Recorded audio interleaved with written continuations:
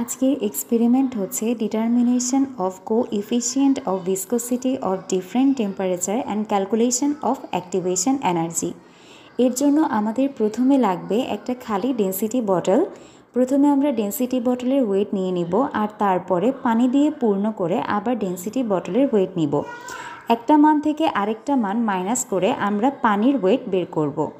এরপর চলে আসব ভিসকোমিটারের কাছে। প্রথমে ভিসকোমিটারটা 13 ml পানি দিয়ে পূর্ণ করব আর পানির টাইম অফ ফ্লো বের করব। এটা অবশ্যই রুম টেম্পারেচারে করব।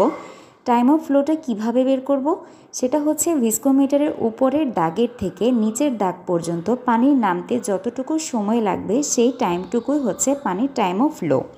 এটা নির্ণয় করার পরে ভিসকোমিটার আমরা লিকুইড দিয়ে পূর্ণ করব এবং রুম টেম্পারেচারে লিকুইডের টাইম অফ ফ্লোটা আবার নির্ণয় করব। এরপরের পুরো প্রসেসটা হবে মেশিনের ভেতরে। প্রথমে বুলেট স্ট্যান্ড দিয়ে আমরা ভিসকোমিটারকে পানির ভেতরে সেট করে নিব। থার্মোমিটারকেও আমরা পানির ভেতরে ডুবিয়ে রশি দিয়ে বেঁধে নিব এবং পানি দিয়ে পূর্ণ করা ডেন্সিটি বটলটাও একটা রশির সাহায্যে বেঁধে পানির ভেতরে সম্পূর্ণটা ডুবিয়ে দেব। এরপর মেশিনের সুইচ ওপেন করে দিব, আবার টেম্পারেচার 5 ডিগ্রি সেন্টিগ্রেড বাড়িয়ে নিব। এর জন্য একটু পরপর থার্মোমিটার চেক করতে হবে। টেম্পারেচার 5 ডিগ্রি সেন্টিগ্রেড বেড়ে গেলে সুইচ অফ করে লিকুইডের টাইম অফ ফ্লোটা আবার নির্ণয় করতে হবে।